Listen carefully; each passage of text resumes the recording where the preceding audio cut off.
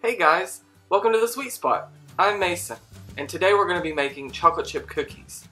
I developed this recipe using honey and brown butter, and it makes it different from those normal, boring chocolate chip cookies that everyone's ate 100 times. To me, this recipe is the best one out there. If y'all want to learn how to make them, stick around and we'll get started with the recipe.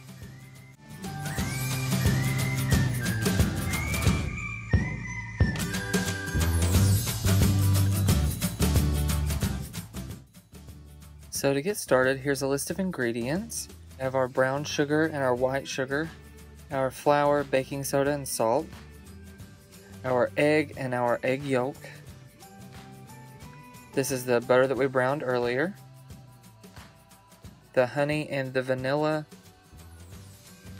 and the good quality chocolate that we chopped up. Now to get started, we're actually going to brown the butter first. With a heavy bottom saucepan on medium heat, you're going to start melting your butter down. And you'll notice that it will begin to foam. And then the next step from there is that you'll start seeing little speckles of brown appearing in the bottom.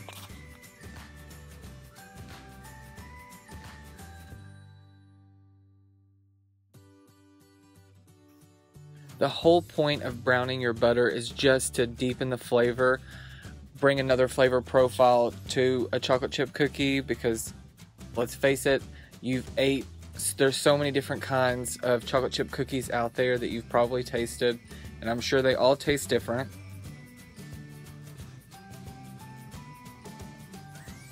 I know it looks kind of crazy, but honestly, if you've never tried it, you should give it a shot. It's super simple and it's so effective.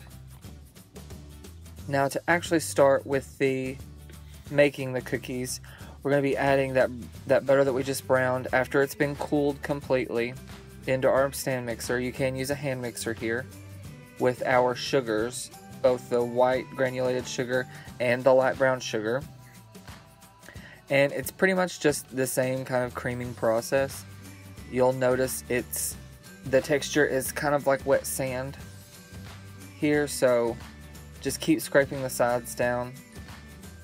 Next, we're going to be adding our whole egg and our egg yolk. You don't want to overbeat here because you've still got your dry ingredients to add it and your vanilla and honey. So just until the mixture becomes sort of like a slurry. It's got these beautiful brown specks in it from the brown butter. Now we're going to add in our honey and vanilla that we had separated out already. Again, don't overmix it here, just get it to where it is one consistency.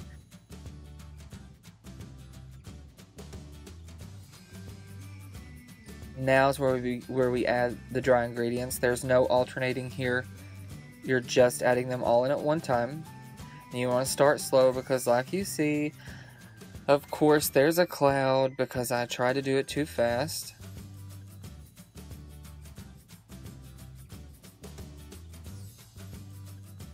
And it wouldn't be complete without the chocolate. So let's add all that in, and we're just going to stir this in by hand. I don't really like using a mixer for this part because it tends to squish the chocolate or break it into even smaller pieces, and we want to keep the pieces pretty big.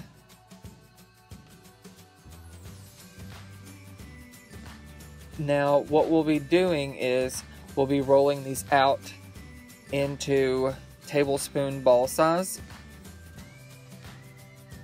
It doesn't matter how close you put them on the cooking sheet. It's just, the whole point of this is just to get them in the fridge. You're going to want to leave these in the fridge, I would say 30 minutes to an hour.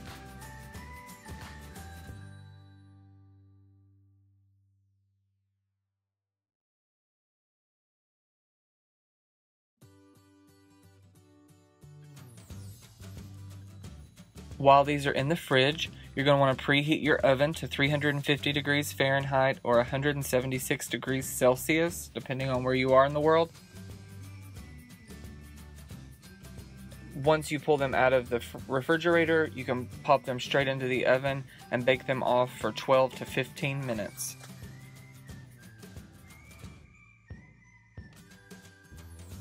And this is the final result. You see the nice chocolate pieces I had reserved. We stuck those on them as soon as they came out of the oven. You're going to want to transfer them to a cooling rack to cool down. And you really don't want to eat these cookies hot. Number one, because they're really hot and they're going to burn your mouth. But number two, because the texture of this cookie, it does get better with age.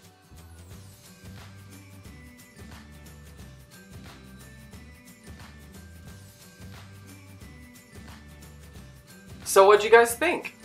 Have you ever used brown butter? I know that you can use it as a fish sauce. You can also put it on vegetables. Drop me a comment down below and let me know. Also down below is the full written recipe with all the ingredients and their measurements. Thank you for joining me today. Always remember, be bold and live proudly.